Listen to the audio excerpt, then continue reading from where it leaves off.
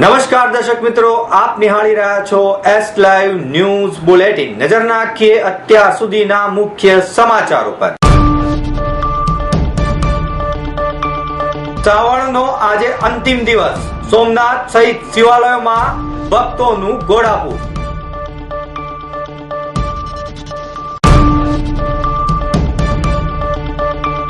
વિશ્વની સૌથી પ્રાચીન કલા પીછવાઈને પુનર્જીવિત કરાશે, કહ્યું Nita Ambani.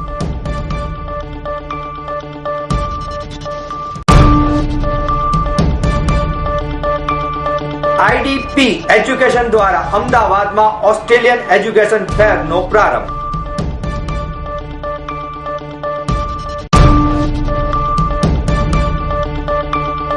બીસીસીઆઈના business women wing દ્વારા કોર્પોરેટ ગિફ્ટ ફેરનું આયોજન।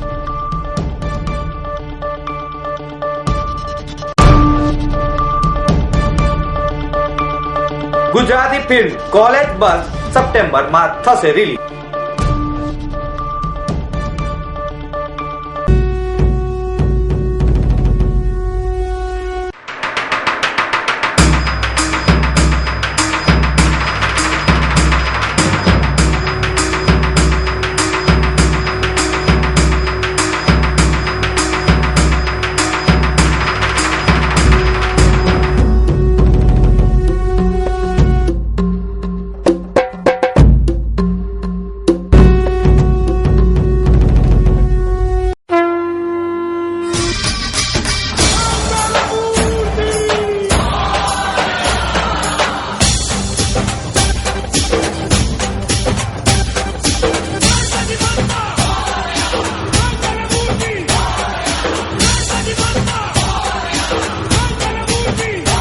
પવિત્ર શ્રાવણ માસનો આજે અંતિમ દિવસ હોય વહેલી સવારથી શિવાલયોમાં ભક્તોની ભારે ભીડ ભોળાનાથને રીઝવવા માટે ઉમટી પડી છે અને શિવાલયોને પણ ફૂલ, આસોપાલવ સહિત રોશનીથી શણગારવામાં આવ્યા છે।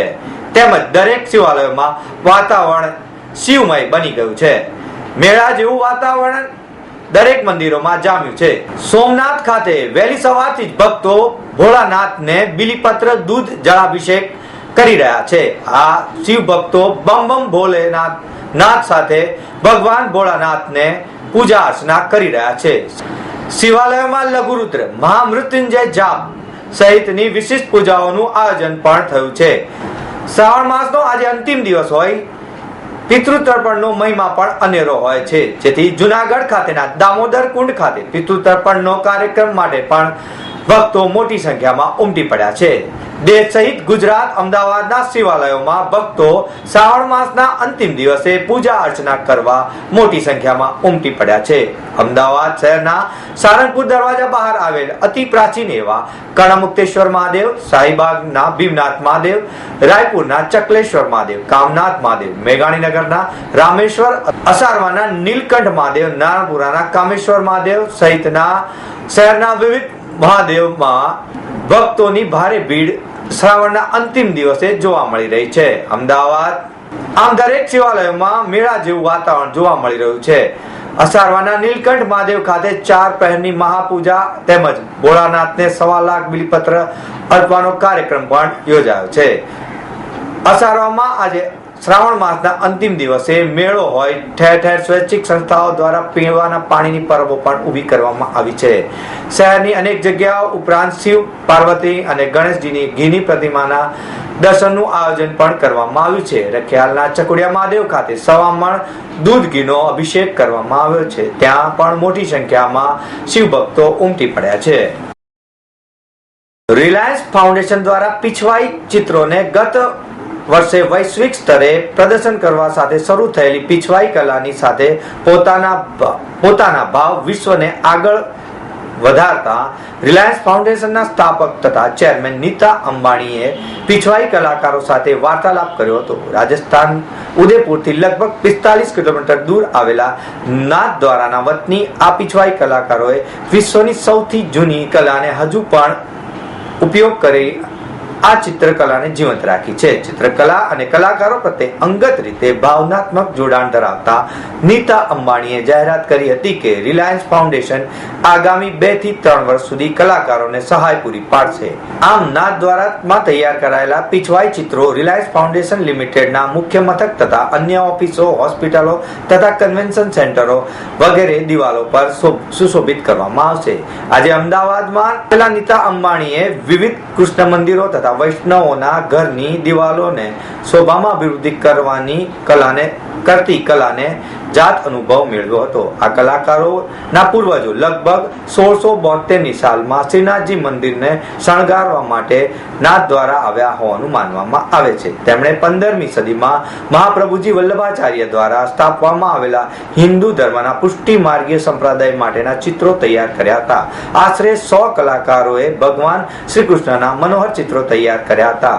રંગબેરંગી રંગોના ઉપયોગથી તૈયાર કરવામાં આવેલા આ ચિત્રોમાં ભગવાન શ્રીનાથજીના વિવિધ સ્વરૂપો જેમ કે ગોપીઓ સાથે રાસલીલા કરતા ભગવાન તથા તમામ પ્રકારના વિવિધ સ્વરૂપો રજૂ કરવામાં આવ્યા હતા. વિશ્વને નજીક લાવવાના પ્રેરણા આપતા દિવ્ય એકતારૂપ દર્શન કરાવતા શ્રી કૃષ્ણના ચિત્રણ પણ કરવામાં આવ્યું હતું. પીછવાઈ કલાકારો સાથેની વાર્તાલાપ દરમિયાન નીતા અંબાણીએ જણાવ્યું હતું કે પીછવાઈ આપણા સમૃદ્ધ કલા અને સાંસ્કૃતિક વારસાનું અભિન્ન અંગ છે. ઘણી અડચણો અને પડકારો હોવા છતાં પણ નાથ દ્વારાના કલાકારોએ આ કલાને જીવંત રાખી છે. તે વિશ્વને સૌથી જીવંત કલા સ્વરૂપ તરીકે સન્માન આપવા અને ધન્યવાદને પાત્ર છે. રિલાયન્સ ફાઉન્ડેશનમાં અમે જે પણ કરીએ છીએ તે આપણા દેશની આ કલાનું બહુમાન કરીએ અને ભવિષ્યની પેઢીમાં માટે તેનું સંવર્ધન કરીએ છીએ તે દિશામાં આ નાનકડો પ્રયાસ છે. રિલાયન્સ ફાઉન્ડેશન ઘણા બધા સહયોગ કરારોના માધ્યમથી ભારતના ઐતિહાસિક વારસાને પ્રોત્સાહિત આપવાનું, સંવર્ધન કરવાનું કાર્ય કરી રહી છે. કલા અને સાંસ્કૃતિક અને ઐતિહાસિક વારસાને પ્રોત્સાહન આપવાના ઉદ્દેશના ભાગરૂપે રિલાયન્સ ફાઉન્ડેશને પીછવાઈ કલાકારોનું શિકાગોમાં વૈશ્વિક પ્રદર્શન યોજ્યું હતું. શિકાગોમાં આર્ટ ઇન્સ્ટિટ્યૂટમાં સપ્ટેમ્બર 2015માં આ પ્રદર્શન યોજાયું હતું. આશરે 1 લાખ કરતા પણ વધારે લોકોએ આ પ્રદર્શનને નિહાળ્યું હતું. પીછવાઈ ચિત્રોના માધ્યમથી દર્શાવવામાં આવેલા ભગવાન શ્રી કૃષ્ણના વિવિધ સ્વરૂપોને લોકોએ માણ્યા હતા. ભારતના કલા અને સાંસ્કૃતિક વારસાને પ્રોત્સાહન આપવાની પહેલ રૂપે ન્યુયોર્કના ધ મેટર બ્યુઅર સંગ્રહાલયમાં સ્વતંત્ર ભારતના સૌથી મહાન કલાકાર તરીકે ઉભરી આવેલા નસરીન મોહમ્મદીના ચિત્રોના પ્રદર્શન માટે પણ સહયોગ કરવામાં આવ્યો હતો. આમ રિલાયન્સ ફાઉન્ડેશન ભારતીય સંસ્કૃતિ અને કલા વારસાને મજબૂત કરવા માટે સહયોગ પ્રાપ્ત કરે છે. અગ્રણી student placement service provider ID education institute દ્વારા અમદાવાદના કોર્ટયાર્ડ મેરિયાર્ડમાં ઓસ્ટ્રેલિયા એજ્યુકેશન ફેરનું આયોજન કરવામાં આવ્યું હતું, જેનો હેતુ ઓસ્ટ્રેલિયાના ઉચ્ચ અભ્યાસ કરવા ઈચ્છતા વિદ્યાર્થીઓને માર્ગદર્શન આપવાનો હતો. એજ્યુકેશન ફેરનું આયોજન 14 શહેરોમાં થયું હતું, જેમાં ઓસ્ટ્રેલિયાના અનેક અગ્રણી યુનિવર્સિટીના શૈક્ષણિક સંસ્થાઓ એક છત્ર નીચે એકત્ર થઈ હતી. આ ફેરનો પ્રારંભ કોલકાતામાં 21 ઓગસ્ટે થયો હતો, જેની સમાપ્ત 8 સપ્ટેમ્બરના રોજ વિજયવાડા ખાતે થશે. અન્ય શહેરો કે જ્યાં આ ફેરનું આયોજન કરાયું હતું તે શહેરોમાં કલકત્તા, ચંદીગઢ, લુધિયાણા, ગુડગાંવ, દિલ્હી, મુંબઈ, પુણે, બેંગ્લોર, ચેન્નઈ, હૈદરાબાદ, વિજયવાડા, કોચીન અને કોઇમ્બતુરનો સમાવેશ થાય છે. આ ઓસ્ટ્રેલિયન એજ્યુકેશન ફેરમાં આશરે 400 જેટલા વિદ્યાર્થીઓ સામેલ થયા છે. આઈડીપી એજ્યુકેશન ભારત ખાતેના કન્ટ્રી ડિરેક્ટર પિયુષ કુમારે જણાવ્યું કે આઈડીપી ઉચ્ચ અભ્યાસ માટે વિદેશ જવા ઈચ્છતા વિદ્યાર્થીઓને યુનિવર્સિટીઝના પ્રતિનિધિઓ સાથે રૂબરૂ વાતચીત કરાવે છે. ઓસ્ટ્રેલિયામાં અભ્યાસ અંગેના વિવિધ પ્રશ્નોના જવાબો પણ તેઓ આપે છે. આ ફેરમાં 39 ઓસ્ટ્રેલિયન સંસ્થાઓ સામેલ હતી. આ એક ફ્રી પ્લેટફોર્મ વિદ્યાર્થીઓ માટે કે જેઓ પોતાના માટેની તમામ સંભાવનાઓ જોઈએ છે તેમને પસંદગીમાં સીધી એપ્લાય માટે અનુકૂળ થાય છે. ઓસ્ટ્રેલિયન એજ્યુકેશન હંમેશા ભારતીય વિદ્યાર્થીઓને ગુણવત્તા અને અભ્યાસ પછી જોબ માટેની તકો ઉપલબ્ધ કરાવવા માટે પણ આવકારે છે અને આકર્ષે છે. અહીં આ સામેલ 39 ઓસ્ટ્રેલિયન યુનિવર્સિટીઝ અને 20 જેટલી સંસ્થાઓ કે જે વિશ્વની ટોપ 400 ટાઈમ્સ હાયર એજ્યુકેશન સંસ્થાઓમાં સમાવેશ થાય છે. ગુજરાત ચેમ્બર્સની બિઝનેસ વિંગ મહિલા ઉદ્યોગ સાહસિક બહેનોના સર્વાંગી વિકાસ માટે સતત પ્રયત્નશીલ છે. જ્યારે બહેનોના સર્વાંગી વિકાસની વાત કરવામાં આવે ત્યારે બિઝનેસ વિમેન વિંગ્સ નાના મોટા ઉદ્યોગ કરતી બહેનોનું ખાસ ધ્યાન રાખી તેમને વિકાસ અને વૃદ્ધિ થાય તે માટેના પ્રયત્નો કરતી હોય છે. Gujarat chamber business women wing મહિલા ઉદ્યોગ સાહસિકો બહેનો માટે સર્વાંગી વિકાસ માટે સતત પ્રયત્નશીલ છે. જ્યારે બહેનોના સર્વાંગી વિકાસની વાત આવે ત્યારે બિઝનેસ વિમેન વિંગ નાના ઉદ્યોગ કરતી બહેનોનું ખાસ ધ્યાન રાખી તેના વિકાસ અને વૃદ્ધિ માટે પ્રયત્ન કરતી હોય છે. Gujarat chambers business women wing દ્વારા નાના ઉદ્યોગ કરતી ખાસ કરીને કોર્પોરેટ ગિફ્ટ બનાવતી બહેનો માટે બિઝનેસ વિમેન વિંગના ઉપક્રમે તારીખ 2 અને 3 સપ્ટેમ્બર એટલે કે શુક્રવાર અને શનિવારના રોજ ગુજરાત ચેમ્બર્સ ખાતે એક કોર્પોરેટ ગિફ્ટ ફેરનું આયોજન કરવામાં આવ્યું છે. આ પ્રદર્શનનો સમય સવારે 10:30 થી રાતના 8:30 વાગ્યા સુધીનો રહેશે.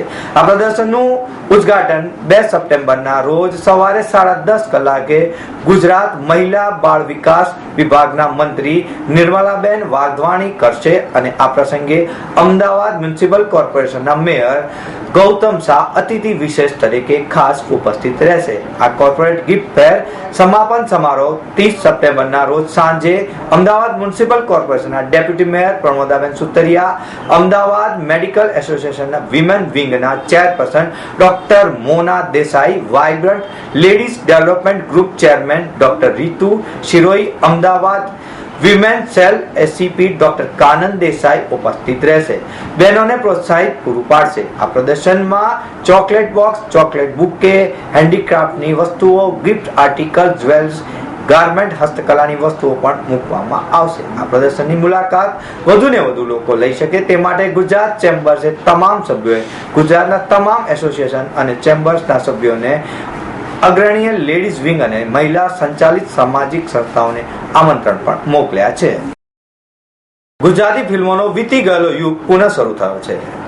તેમ વધુ એક ગુજરાતી ફિલ્મ કોલેજ બસ સપ્ટેમ્બરમાં રજૂ થઈ રહી છે. જો કે આજના સમયમાં રજૂ થયેલી એક પછી એક ગુજરાતી ફિલ્મો બાતીગળ કે પરંપરાગત વેશભૂષામાં નહીં પણ શહેરી વાતાવરણમાં આજના સમયને રજૂ કરનારી બની છે. કોલેજ બસ ફિલ્મ પણ શહેરી વિસ્તારમાં કોલેજ ભણતા વિદ્યાર્થીઓને ખાસ કરીને છોકરીઓનું શું ધ્યાન રાખવું જોઈએ અને કેવા પ્રકારના તત્વો કઈ રીતે બચવું જોઈએ તેવો સામાજિક સંદેશો આપતી કોમેડી ફિલ્મ છે, જે અંદાજે 1 કરોડના ખર્ચે તૈયાર થયેલી છે.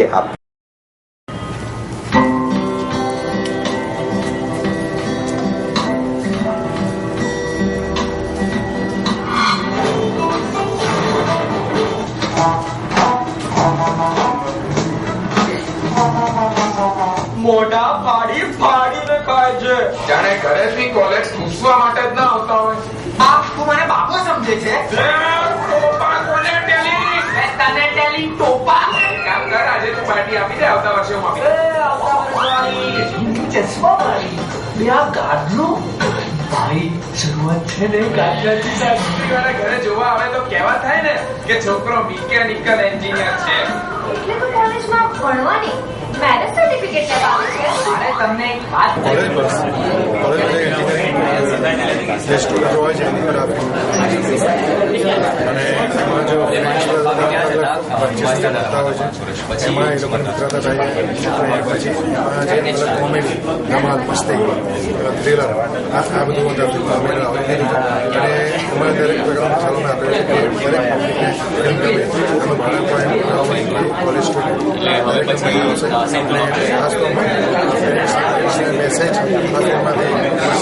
કે એમનું જે છોકરાઓ તરફનું જે વર્તન હોય છે કે છોકરા તરફનું જે લક્ષ્ય હોય છે એ આપણાથી તારા બાપાનું સેટિંગ તારાથી જોવાતું નથી. તારા પોતાને છે ને આરામની જરૂર છે. શરૂઆત મૂળિયાથી કરવી પડે. તમે તો મને જાણો છો. બહુ સારી રીતે. મારા દિલની આ ધડકન તને જીવન બનાવી લો.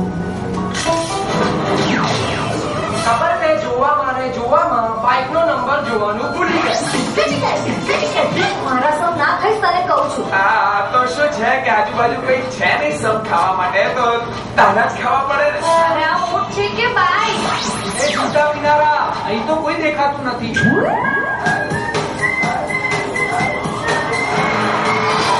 સ્ટોરી તો ફેલ થઈ ગઈ. તમે લોકો એને ઓળખો છો?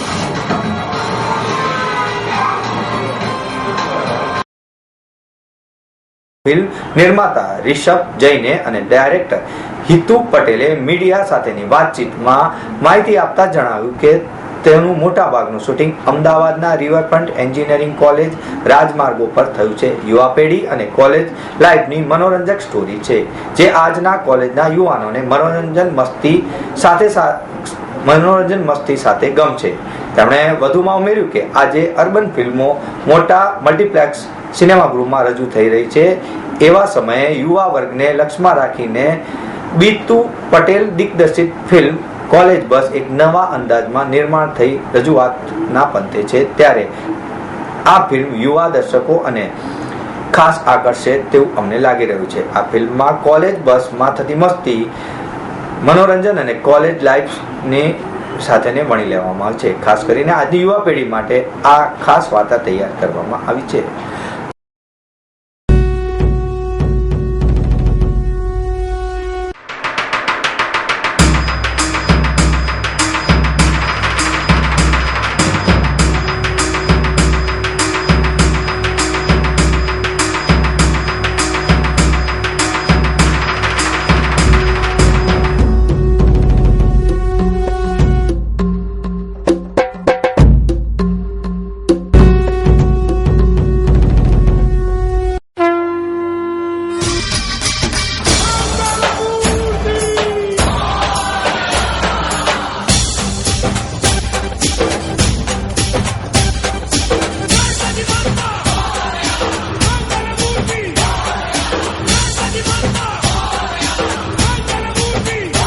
તો મિત્રો, આ હતા અત્યાર સુધીના મુખ્ય સમાચારની ખાસ ગતિવિધિ માટે આપ નિહાળતા રહો એસ લાઈવ ન્યૂઝ બુલેટિન. નમસ્કાર.